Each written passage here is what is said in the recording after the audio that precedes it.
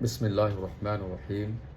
মাহমুদ দারবিশের একটি কবিতা রয়েছে, আরবি শিরোনাম আনা আমিন হুনাক। কবি সেই কবিতায় বলছেন, ওই জায়গায় আমার বাড়ি, ওই জায়গাকে ঘিরে আমার কত স্মৃতি। জন্মেছি যেভাবে জন্মায় মানুষ। আমারও মা আছে, আর আছে একটা জানালাময় ঘর। ভাই আছে, বন্ধুও আছে আমার। আছে শীতল জানালা সমন্বিত একটি কারাগার। একটা ঢেউ আছে আমার, যে ঢেউ ছিনিয়ে নিয়ে গেছে শঙ্খচিল। আছে নিজস্ব দৃষ্টিভঙ্গি। আছে অতিরিক্ত কিছু ঘাস, শব্দের দূর দিগন্ত রেখায় একটি চাঁদও আছে আমার। আছে বিবিধ রকমের পাখি আর অবিনশ্বর জৈতুন গাছ।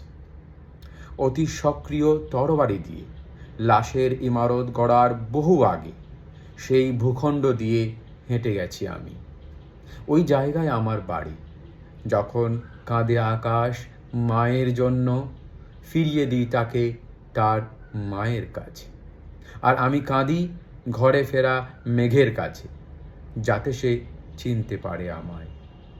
আমি শিখেছি সব শব্দই মূল্যবান রক্তের আদালতের কাছে, যাতে আমি ভাঙতে পারি নিয়মের শিকল।